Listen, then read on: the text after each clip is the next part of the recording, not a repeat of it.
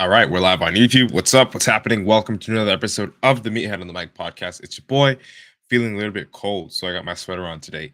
I'm not usually in a sweater. Sometimes I wear a sweater, sometimes I don't. But that's just the vibe today. Getting everything rolling. Yo, okay, let's check over here on Facebook and see why we can't go live. Of course, it's because I didn't turn on my Wi-Fi on that phone. What's up, people? Hope you guys and girls are enjoying your Wednesday today. We will be talking about a story about a guy who saved my life. And of course, if you follow me, then you know, or you've at least heard of this story at least once or twice. But I'm going to take the opportunity to talk about the story on the mic and actually use my voice to talk about this story because I've never actually done that. And it's going to be really freaking important. I think that there are a lot of points. There's like a lot of, uh, we'll say, there are a lot of morals of this story that you can definitely take away from. You might be able to relate to some of these things because again, most of this journey, if not all of this journey, my fitness journey, your fitness journey, includes not just your physical transformation, but of course your mental transformation. And this story, guys and girls, is going to help me convey to you the mental transformation that I actually needed to go through to in order to like literally begin my fitness journey, right? So this is going to be a story that you might be able to relate with, and I hope this actually inspires you. All right, so I'm just gonna set up over here on Facebook so that we get live ASAP. Okay, no, boom. And when you join, let me know how your day is going for sure. Please do that. Don't just let me sit here and talk to myself because I will. All right, so we're rolling there on Facebook too. So Instagram, Facebook, TikTok, YouTube. What is up?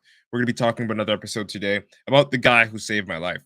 Actually, one of the guys in the chat on Instagram who just joined the live stream, one of my good friends, Ibs, he actually is a friend of a good friend of theirs. So small world. But long story short, we'll be breaking it down. We'll be talking about it, and I'll be giving you guys and girls a little bit of insight as to what I had to, some of the things that I had to mentally go through to get to where I am. I'm so far from perfect. You guys have no idea, and like that's something I want to actually lay down here. All right. So without wasting any time, we'll be diving into this podcast episode in fact, no, we're not, because the audio for the podcast is actually kind of messed up. So I'm gonna have to fix that. I don't know. It's just one of those days today, but honestly, I don't really care that much because it's not the end of the world. It's not the end of the world, and I will be able to record inevitably, eventually. All right. But just hang tight with me as I get this all set up, and we'll be going forward. And of course, if you have any questions, like don't just sit there. Like if you're just staring at the phone, just quietly, like say something, right? It's not going to kill you. If you have a question, I will answer it.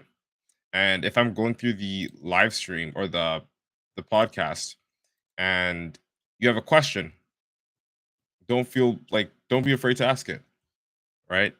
I will answer it at the end of the podcast because of course if I'm going through the podcast, I don't want to interrupt it. I want people that are listening to the audio to get the message as clear as possible, but I will answer your question at the end.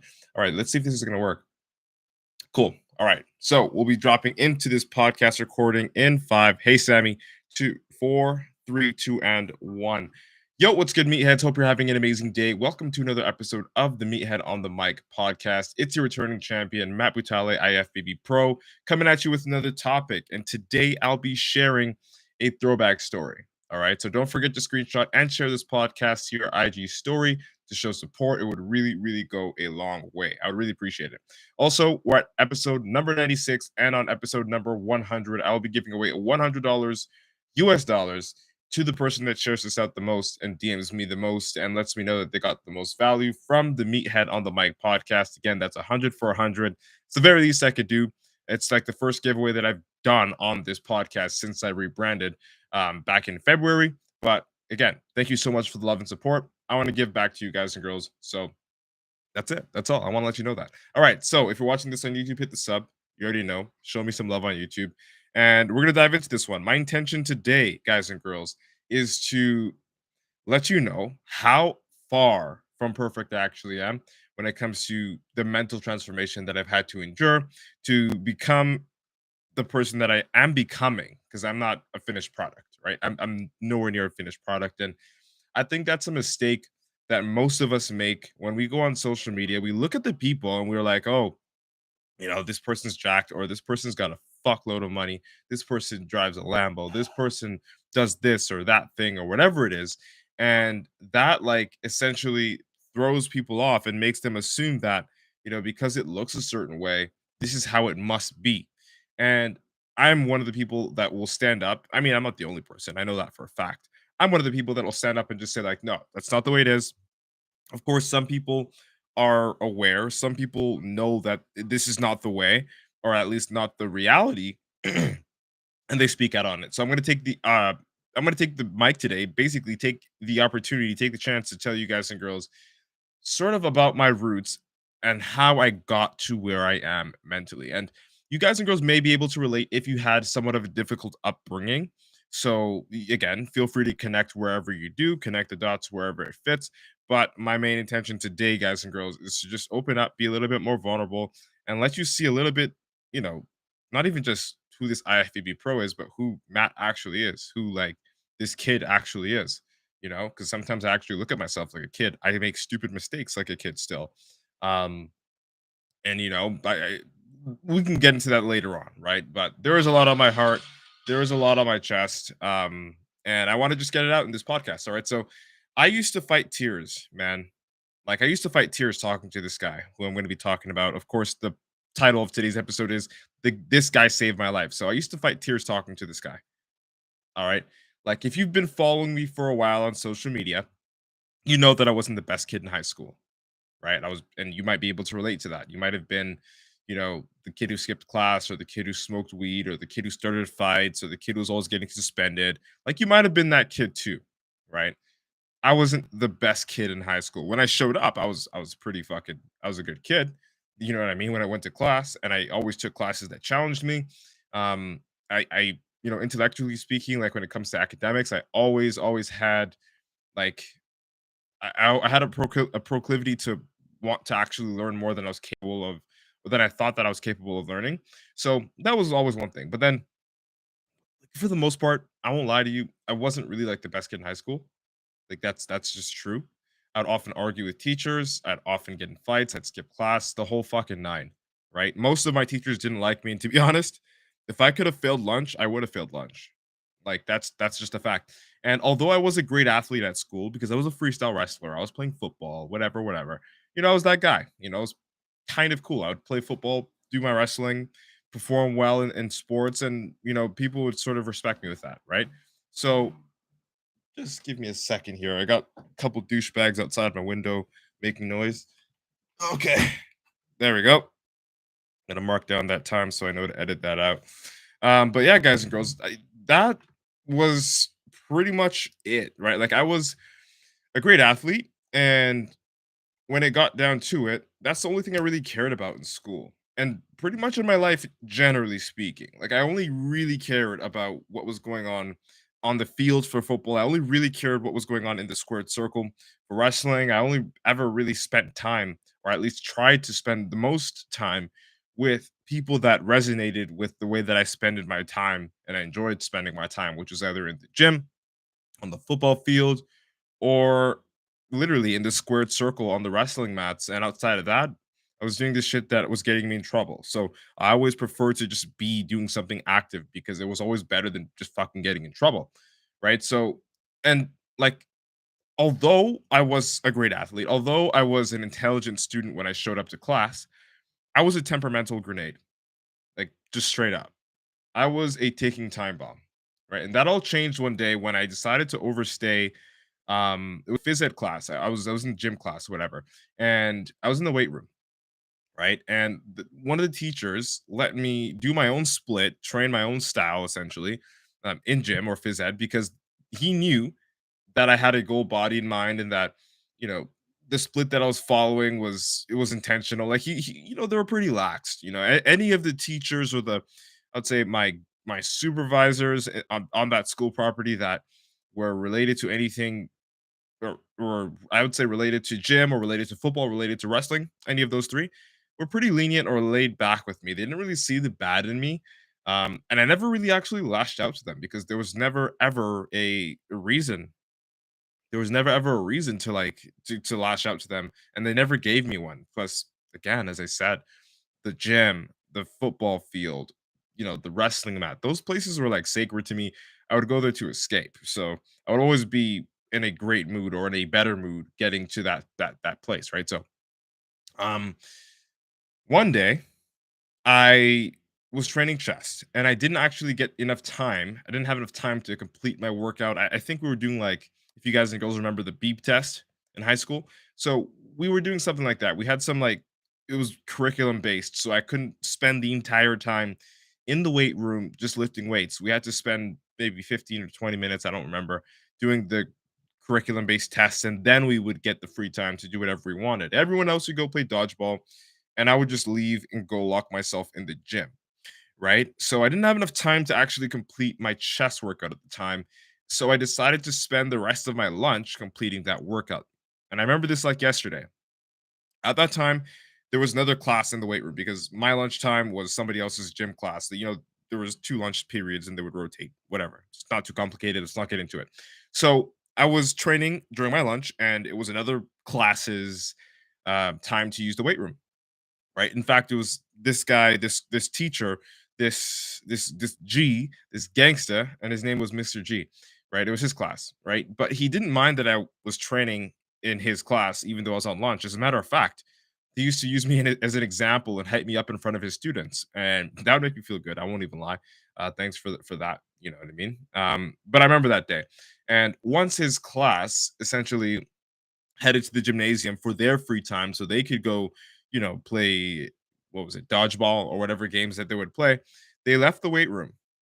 Okay. And whenever they would leave the weight room at that point in time, typically when it was my lunch break, which was like about the fourth period, most of the teachers that had a lunch break around that time would actually go into that gym and they would start training, right? They would take advantage of the time that they've got with their lunch break. They'd have a quick lunch and then go inside the gym and start like training, just get some exercise in before they get back to work.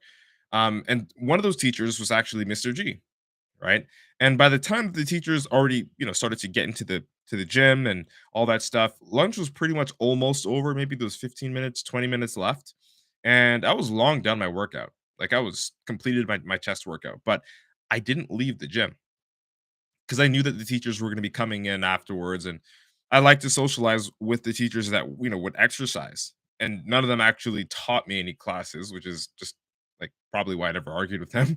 And again, they were in one of the safe spaces, the gym, the wrestling mat, or the football field. So I was like, I would honestly hang out, spot the teachers if they needed assistance lifting, chat to them.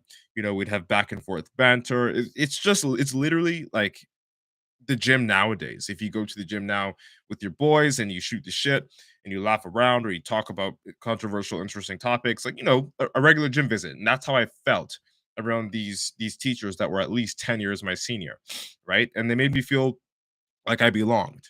Okay, especially Mr. G. So I was staying there, I was sticking around. I was done my workout at 15, 20 minutes left of lunch. So there's no reason for me to be there. I should have left to go eat, right? But I didn't care. I didn't care to leave because I felt so good just being in that position. I felt so like I belonged. Fuck. I really belonged when I was just hanging out there. And I didn't want to leave. That's the truth.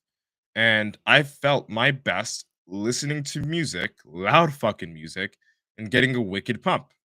This is true. It's just true. So I stuck around with the teachers and spotted some of them while chatting about CrossFit. We used to laugh at it, honestly. And Frank Madrano. I don't know if you guys and girls know about Frank Madrano. Frank Madrano was, I'm not sure if you're aware of what calisthenics is. We're not going to get too deep into that in this podcast episode, but so calisthenics, think of pull-ups, think of, people like gymnastics where people like mess around with the bar. That's essentially what it is, right? Body weight workouts and stuff. So there's this guy, he's like the lord of calisthenics at the time. It was about 2013 or 14, I don't remember, but he was on a brief stint and very popular on YouTube for a short period of time. And during that short period of time, we would always talk about him too. I remember specifically Mr. G and I we would chat about this guy. So it was always funny, right? We even tried to learn how to do muscle ups together, and we learned that actually. We both were able to do muscle ups too. That was something I remember that we were able to do from one of those many experiences, just sitting in the gym for hours on hours, just hanging out with that guy, right? So essentially, what happened was after the teachers were done working out, because lunch was over, as I said, 15 to 20 minutes, time flies, it was out. That was the end of lunch. And they all left. Mr. G, right? Mr. Graz noticed I was a bit down and he asked, like, yo, Matt, like, why don't you want to go to class? Lunch is over, man. Get out, go to class, stop skipping, right? So I'm like sitting there, right? I'm like just sitting there and I didn't want to leave. I was, mind you, I was done my workout for at least 30 minutes at this point, right? I was about what, 15 years old, I think, 15, 16 years old. I was done my workout for about 30 minutes. I stayed silent for a bit, sat down on the cable. I remember this like fucking yesterday. Sat down on the cable roll machine and then sighed and said, "To be honest with you, G, I'm having a bad day, bro." And that took a lot for me to say, because even though I was close with Mr. G, I didn't fucking like talking about my feelings, and I still kind of don't, to be honest with you. So I feel like it's just something inside me that feels like I don't deserve to feel good because of the things I've done in my past and the things that I currently do, that are a response or like that are related to me having like bad habits. And you might be able to relate. Like as I said, I am the furthest thing from fucking perfect. Probably so are you. But anyway, stayed silent for a bit. Side told him, "Yo, I'm having a bad day, bro." Straight up. And around that time, I was struggling with my parents' divorce and I needed someone to talk to. And that's just the truth, right? I was about 15 years old, I think. My parents divorced when I was like 14, like the year before. I think in the ninth grade when I got into high school. And that's when all those, I started to like smoke weed a lot more and drink and just be an absolute shithead. So if you can relate with that, then you can relate with that because again, if you've been through a divorce, if you've seen your parents go through a divorce, then you know what I'm talking about. And especially if you're super young and impressionable, you know how that can like negatively impact you. And that was something that negatively impacted me, right? And as soon as I told him that, as soon as I told Mr. G that, like, yo, I'm having a rough day, I'm struggling with my parents' divorce, he looked at me and he said, yeah, I noticed. You weren't as energetic as you usually are, right? And this was something that I was struggling with for a long time. I won't even lie to you, but I was trying my best to mask it up and I just couldn't handle it that day. I don't know what the fuck it was. I don't know if there was something that happened the night before. I can't remember too specifically, but I just couldn't handle it that day. And before I could say anything, he also confessed to me that he was going through it too. He also let me know that he was going through a rough time, right? And that first of all made me feel seen because I'm like, okay, so it's not only me. I'm not the only one with this quote unquote shit life, is what I thought, right? And he confessed to me, he was going through it too. He said at the time his wife was undergoing breast cancer treatment, and he also lost his mother. His mother died. And I think his father passed away recently too, like maybe 2 or 3 years before that. And the thing was this is the really, really not an odd thing, but weird thing. We all knew that his wife had, the breast cancer because every he was also our football coach, so he would always talk about it as well. And we've met her, we saw her and all that stuff. So I would see that, like I remember hearing about it the first time and not believing it because he didn't tell me. And then when he told me, I still had trouble believing it because he really, like in my opinion at the time, maybe I was just an impressionable kid. He really appeared to be, you know, with his chest up and his chin high, like you couldn't tell that he was really going through so much loss and so much pain. And when he confessed that to me at that time, I was like, holy fuck, like he's actually going through shit too. And that made me feel like, okay, this guy he's on my level. He can see what I see, he can feel what I feel in a sense, right? And it was rough for him because not only did his wife have breast cancer, not only did his mom recently die, but he also wanted to start at the time he had no kids. He wanted to start a family with his wife, but he couldn't because his wife was undergoing treatment, cancer treatment. Not sure if you know how that works, but through chemotherapy for women, they usually freeze their eggs and they're not able to, they're essentially infertile for a while until they're done their treatment. And then they can, through IV, have children and stuff again. It's a very extensive process, expensive process, and time consuming, stressful, so on and so forth. So I remember sometimes he would like update me or update us in the gym office and just tell us randomly sometimes, the stages of how far along he is with, helping her to get back to where she was, and that, so that they can actually live the dream life that they dreamed, to have a family, right? So not only did he lose his mom, not only did his wife have breast cancer, but he was also almost in a way for a moment of time stripped away from his like goal, his dream of having a family. And that fucking that rocked my world. I was like, holy shit, this guy's really going through it. He's not just like hurting for now. This guy's been in pain for years. Like, I was shocked when I heard it, to be honest with you. And I didn't know that my football coach and that my OG gym partner was going through so much, Mr. G, Mr. Gross. And I didn't know what to say, right? Because I felt my pain from, having to deal with my parents' divorce and stuff like that. And I was still feeling it. And then, of course, the negatively compounding like effects or results of my actions, those things were that's pretty much what I felt. That those were the main negative feelings that I felt. And I just when I heard that, I was able to just connect with him, right? And so he sat down. I remember this. I was still sitting down on the cable row machine when we were having this conversation. At this time, he was standing up, but then when he broke down and told me about everything else that was going on, he pulled out a ply box. I don't know if you know what those are. Those things that you see people jump up and down on in the gym. Anyway, so he pulled out a ply box, sat in front of me, and we started essentially venting about some of the things that were going on. And this was like one of the first times ever that like I had a gym bro that I was able to go to the gym with, and we were able to just chop it up and talk about real life problems in a constructive manner where it's like, not only that you're venting, but you're also finding out solutions to figure out how you can better manage the situation. It was like one of the first times ever. Not even with people in the gym, but like with just another person, let alone man.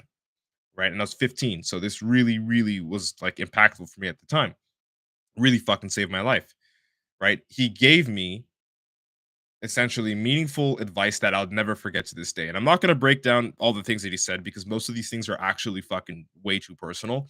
And if I talk about them, then, you know, I spill the beans on what really goes on in my life. And I'm not willing to do that, not for the sake of social media. I'll tell you some things, but I won't tell you everything. I'm not going to air out my dirty laundry. Not entirely. All right. So he gave me some really fucking meaningful advice that I still to this day keep very close to my heart. And I also made sure he was talking to me that I was listening to like how he was handling his situation so I could learn. Like, because again, guys and girls, I didn't know he was really going through it. Right. He was our football coach, but he never really, you know what I mean? Like we knew about his wife, and the cancer and stuff. But then when he told me about everything else, I'm like, I had no fucking clue. That's just crazy.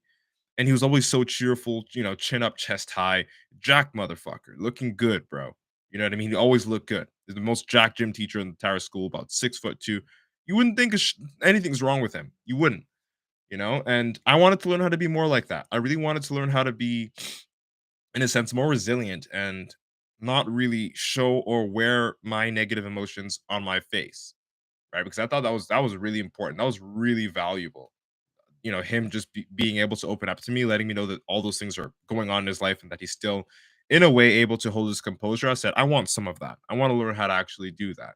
You know what I mean? And not for the sake of ignoring, the pain and the hardships that, that would be that I'd be going through in my life, but to learn how to better manage them with solutions and not let them impinge upon any other things that I'm doing, hold me back from my potential in anything. You know what I mean? Because it's very easy to let negative things just hold you back. It's very easy to let negative things make you think in a certain way that make you act in a certain way. And then that becomes like a certain pattern and you can't break free of that loop. And before you know it, you've burned down everything that you've built up, from your reputation to your character to relationships and so on. And I just didn't want that. And I wanted to learn how to not be that person because I've been that person. And as I said, I'm the furthest from perfect. Even now, I'm still working on that shit at 24 years old, almost 10 years later, right? Fuck, it's about 10 years later. I'll be 25 in April. Okay. And I also, like, I made sure, okay, I made sure that I was listening to how he was handling his situation so I could learn. Like I really tuned into like how he was handling his situation when he was giving me that meaningful advice. And it has helped me so much. I personally think it did save my life. There were some pieces of advice that when I thought about it, in the midst of me doing something fucking stupid, it actually saved my life. So shout out to you, Mr. G, for that.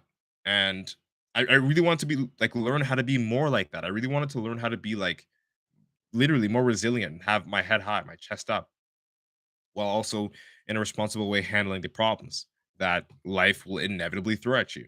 It's inevitable. You're always going to go through shit in life, right? And that was the first real day I had an open one-on-one conversation with a true gym bro. And I'll value those moments beyond my time of expiration. Like not even until the day I die, long after I'm dead, if I still have a soul, if that is, I'll remember these words. I'll remember those experiences because they really did help shape me and they really did fucking save my life. Without some of those words and that positive energy and the inspiration and the example, especially like being such a young teenager and being so impressionable and willing to do the dumb thing, I can really see like how much it actually affected me in a positive way. To be honest with you, and I'll always value those moments. And like, this is not like a somber story. This is not like the worst part of the story because it actually gets better over time. His wife ended up beating breast cancer, and they ended up having two beautiful daughters, which I've got to see. Right, I got to see them. I went over his place. Checked out his crib, hung out, swam. We swam at the pool and all that. He's literally like I couldn't. He's like the brother I never had, honestly.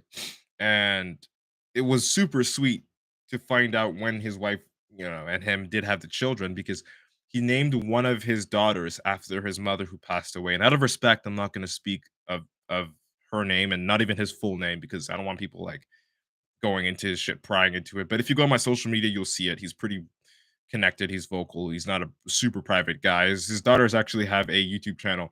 It's called Grow Fit Kids. If you want to check that out. And it was just super sweet to see everything come full circle. You know what I mean? This guy that was suffering, at least in my opinion, suffering for so long, with bad thing after bad thing happening, still keeping his chin up, his chest high, and in a way, like succeeding in his life. Not even in a way, definitely succeeding in his life. That really, really was so inspiring for me to witness and to just experience on the sidelines. And I think that not only the words of his advice helped me and saved my life, but his actions, him sitting down and giving me that time of day, which he didn't have to do. He didn't owe me shit. He's just another student. Matter of fact, I wasn't even a good student at that. He really didn't owe me his time, but he gave it to me anyway.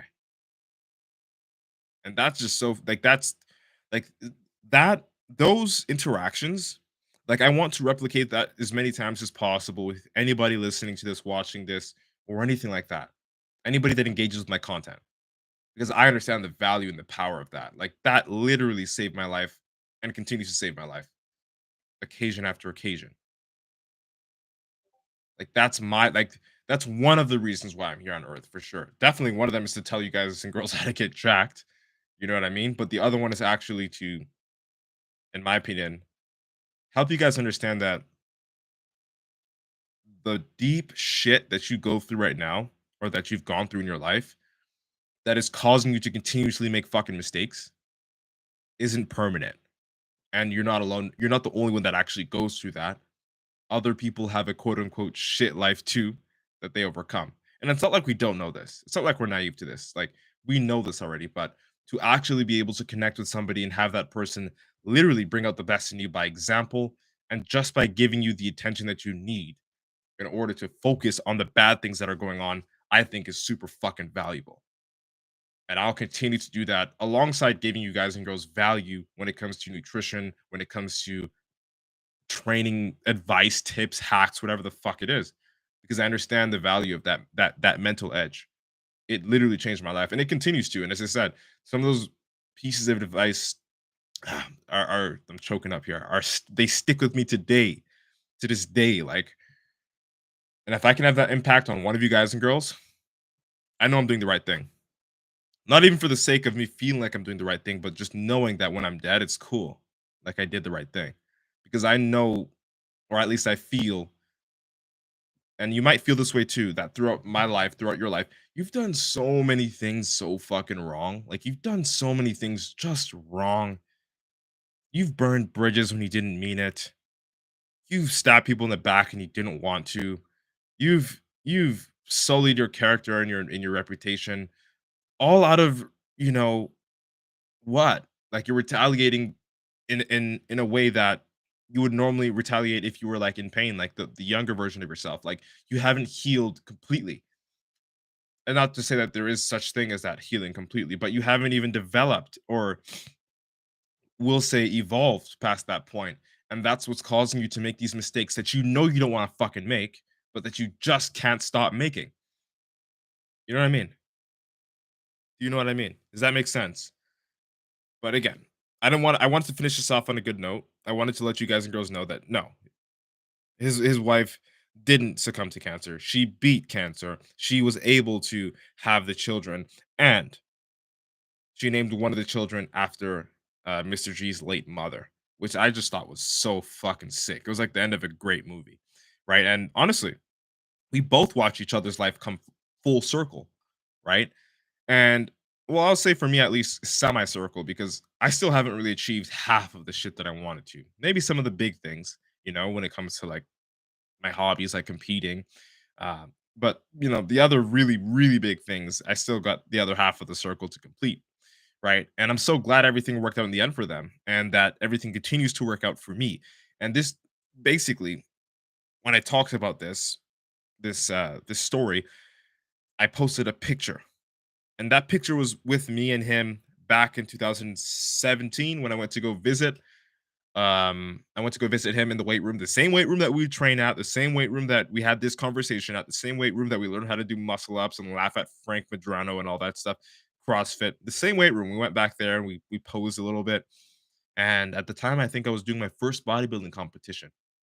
And I went there to go tell him, hey man, I'm finally fucking doing this thing. Because he knew since I was a kid that I loved bodybuilding and that one day I might do it. And that I said that when I go, I'm gonna like, when I compete, I want you to come or I'm gonna tell you.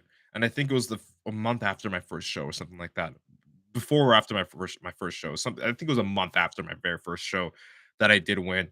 And I connected with him. He's like, "Hey man, sky's the limit." And then it was just nostalgia, pure nostalgia when I went there that year to just chat with him. I would just go there, sit down, shoot the shit, watch him teach his class, sometimes talk in his class.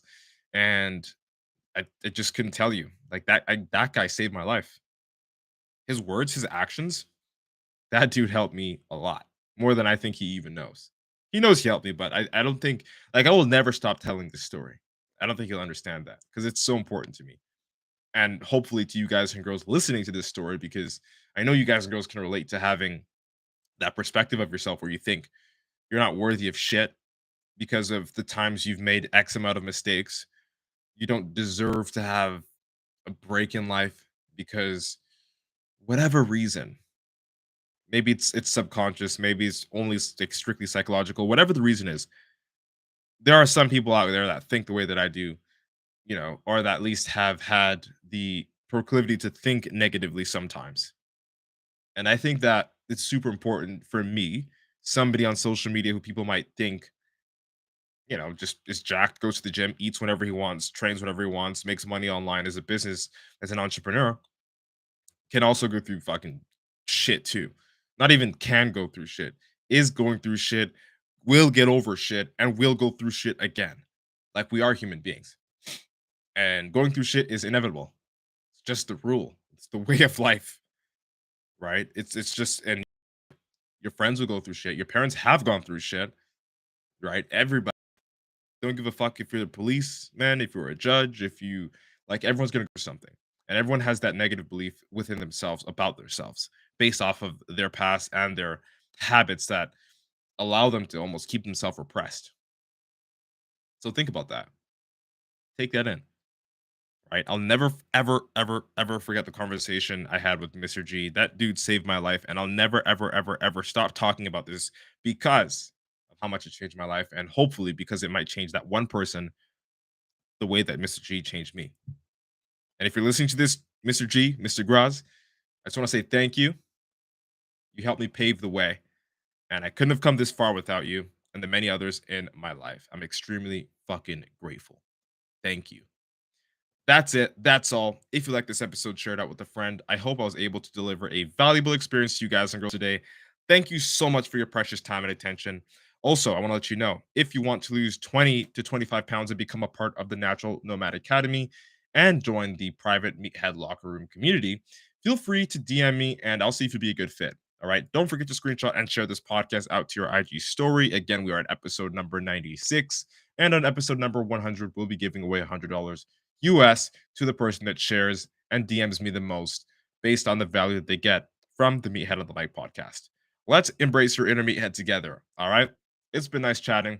Hope you like what today's topic was about. IFBB PRO signing out. Boom. All right, I'm gonna read some of the comments here on Instagram. Saw my boy Zach. What the fuck is up? He's in for the early pod today. You know what time it is. Matt equals king, bro. Zach equals king. Everybody else listening to this is royalty, bro. And not because I'm pumping your tires, but because you're actually taking the time out of your day to get better, to consume media that's actually going to make you better mentally, physically, or whatever it is. So Zach says, yeah, I've learned. I've learned someone always has it worse. It doesn't make me invalidate my feelings, but makes me understand it. Could be way worse, and my complaining isn't going to make my situation better. 100% agreed. And that's something that like I would sometimes I'd fall into that habit. I won't lie of like comparing and saying, you know, they have it worse than me. Um, and doing that isn't necessarily the worst thing. It can really help you get grounded and like be more realistic about your situation and how bad it might not actually be. But at the same time, you shouldn't 100% discount what you're going through and make it as if like it's a joke for you to feel pain about what you feel pain about, because like let's just be real, man. Like the same shit that hurts me isn't the same shit that hurts you and vice versa. So even if my situation is to say, even if your situation is worse than mine or better than mine, if my situation is worse than yours, let's say Zach, right? My situation is worse than yours, let's say that. I may be able to handle it better or differently because of the way that I was brought up or my experiences in my life. Whereas if your experiences, or just objectively speaking, were easier, if the shit you're going through is less bad, right? We'll say that, but you don't have the mental energy or the mental, we'll say, fine tuning or skills or tools, whatever you want to call it, to handle that small mishap, it's going to affect you a lot more, even though your situation is less bad than it would affect somebody else that has a little bit more, we'll say, not even want to say experience. I would say that has a little bit more of a track record with pain, right? We'll say. So yes, it's cool and it's valuable still to like, fuck, why am I complaining about not having Wi-Fi in this McDonald's when people don't have fucking food to eat back in Africa, right? So it's like definitely you can compare. You can definitely compare and use that to help you stay grounded and be grateful. I'm with that and actually stand by that. But also don't discount the fact that you are going through some shit too. Like, okay, it may seem trivial that you're complaining over Wi-Fi. It may seem trivial that you're complaining over gas prices. It may seem like kind of nothing that you're complaining about first world problems. But the fact is that you live in the first world and it's still a problem for you. And just because somebody else has it worse doesn't mean that you don't have a problem. Make sense? So I agree with you. I agree with you what you're saying 100,000%, but also take yourself seriously, take your problem seriously, and don't always look at your problems through the lens of somebody else, or at least through how like they might view your problem. You know what I mean? Your perspective is important too, bro. It's the most important in your life. Um, Zach says, you've made an impact on me, Matt. My fucking dude. Salute, bro. Appreciate you. What up, big dog? What's up? Cliff, I see you. Adam, what's good? Jace, what's good? Can we start my transformation ASAP? It depends. I don't take everybody on in the Natural Nomad Academy. You do have to qualify And if you don't qualify, then no. That's just me being 100% honest. I do not work with everybody. Um, Zach says, perfectly said. Fuck yeah, yo. You know what time we on, bro. You know what time we on, bro. All right, folks. That's it. That's all. It's actually been quite a long one. I haven't done a long podcast since like, bro, a long time. And I actually prefer going on earlier because I get to talk longer. When I go on later, I can't really talk as much because there's not enough time and I got other shit to do. So this is really good. I think that this podcast episode, like, I'm really happy with it, not because of like the way it sounded or anything, or because I love to hear my own fucking voice, but because of the message that I actually brought out. Like, I feel like I'm not even gonna say this as a cliche, like as a man, like this, that, and the other thing, but it's kind of true. Like as a man, I feel like it's like what the fuck's the point of talking about it? You're always better off doing something. That's 100, and I agree. Like before you talk about it, do fucking something about it. Before you complain, figure out a solution or try to figure out a solution. Before you reach out for help, if you can, do something about the thing that you're reaching out for help for, right? But at the same time, it's like, man, I'm kind of lost for words because I think that I'm also talking to myself with this one. Because even though this is my story and I'm telling you guys the story that happened fucking almost 10 years ago, this still applies to me more than ever today. And I'll probably listen to this episode later on, just not even to like critique it. I always do that anyway. But I will be listening to it to actually like get the value that I think you guys and girls might be getting from that episode. It really, really, like, I personally think that I need to hear what I just said because it'll help me. And I'm down to listen to my advice. I'm down to take away from what I'm giving if it means that I'll also benefit from that too, and I can create more and better content from that in the future. And of course, most importantly, improve my fucking life, which is the reason why I'm telling you guys. Um, Zach says, killer lift today, brah. Love this episode. So, truth is, I haven't been going to the gym this week. I'm taking a week off. I'm not going to the gym. Monday, Tuesday, or Wednesdays, 3 days. Well, fuck, Sunday was actually rest day. So, Saturday too, because I stopped on Saturday. Normally it was a chest day. So, chest day is rest day. So, it's been 5 days since I had the gym. And I'm probably not going to go back to the gym. I think if I do go back, it'll be Thursday, Friday, and Saturday.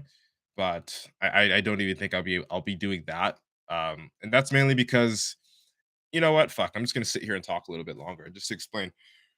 At least you'll be able to see this on the YouTube recording, the Facebook recording, and I think TikTok saves this shit too, for like 30 days or whatever. But anyway, so the reason why I'm not gonna be going to the gym is because I realized, like, for myself, or at least for like the next, I would say, week and a half. I would love to say 2 weeks, but there's no way I could stay away from the gym for 2 weeks. But the reason why is mainly just because, and again, this is why this episode actually speaks out to me, and that I'm going to listen to this episode again.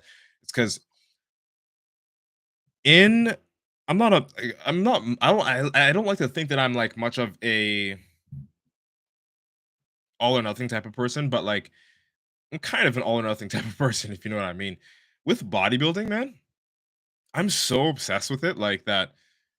If I Not if, but usually, and this has been a pattern recently, a pattern that I'm trying to break. When I, stick up with my routine and all that stuff, I tend to spend a lot more time focusing on that, a lot more energy focusing on that. And then there are other things in my life like relationships, uh, projects, goals, business. There's just so much shit outside of bodybuilding that I haven't given myself permission to like experience or to fully submerge myself in. I would dip my foot in there, every now and again, but I wouldn't bring my 100% into it because I'm pretty much always putting my 100% down for bodybuilding, which isn't a bad thing, given especially that I'm a professional bodybuilder now. But one thing that I've learned and one thing that I've observed is that like there are seasons for shit, man.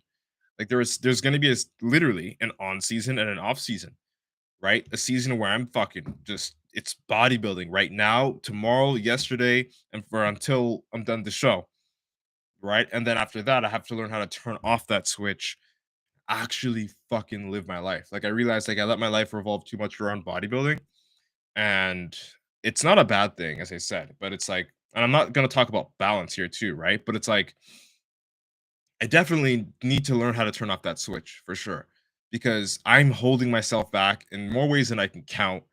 There are so many things on my vision board, on my to-dos list, in my notes that I just haven't really done at all. And there's no really good excuse other than the fact that I don't give myself the time to do it. Why don't I give myself the time to do it? Because I'm giving more than enough time on bodybuilding, and I'm just going OD on bodybuilding when I honestly just have to bite the fucking bullet, chill out for a bit, focus on the other things that are fucking giving me anxiety right now because I'm not fucking doing them.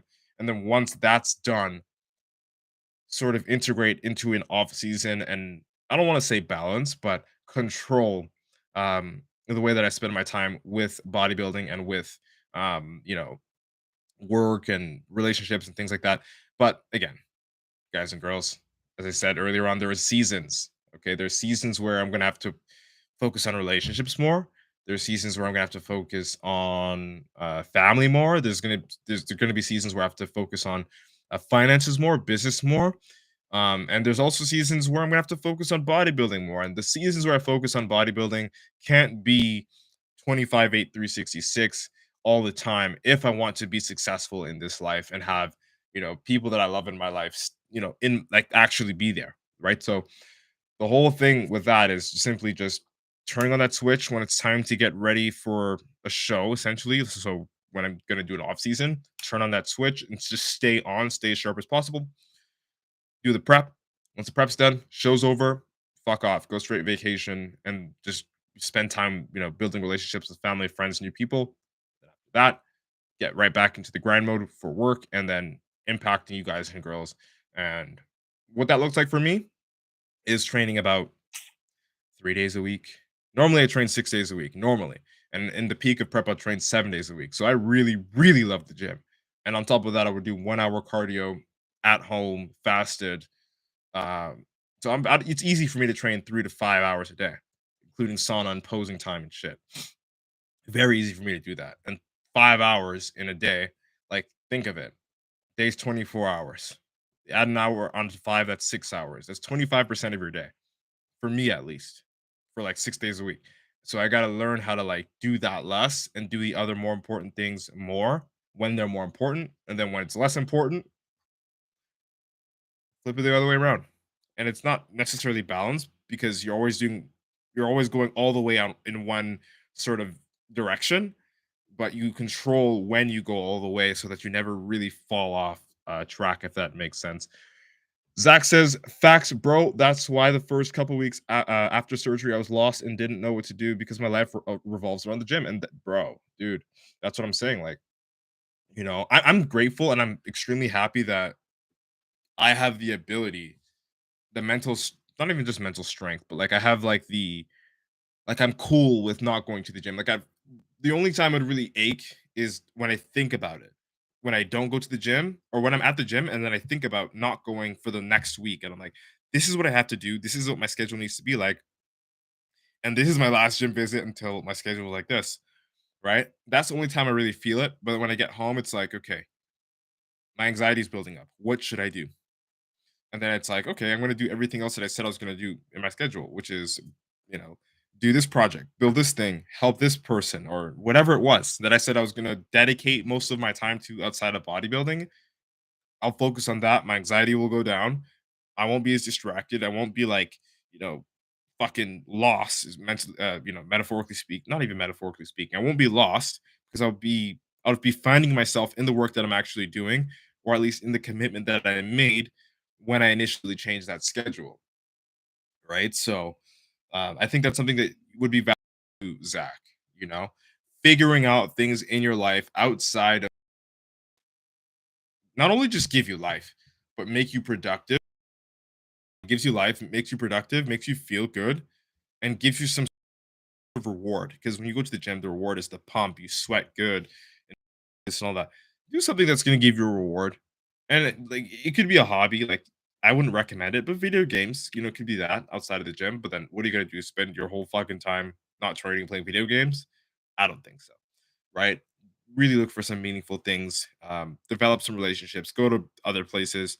Um, Meet new people. What else would I say? Um, and just focus on other projects, man. If you even have projects, not everybody thinks the same way. Not everybody has like these super massive goals, and that's cool, right? But if there was ever anything that you wanted to do that you didn't do because you spent so much time bodybuilding, that would be the perfect time to fucking get into it, especially if it's a productive thing. Make sense? All right, that's it. That's all.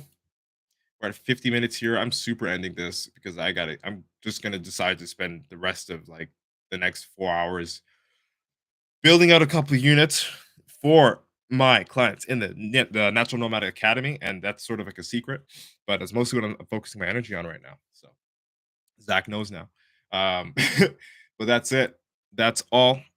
We'll chat again. You know that already, though. Peace, love, and motherfucking protein. We are out. Boom.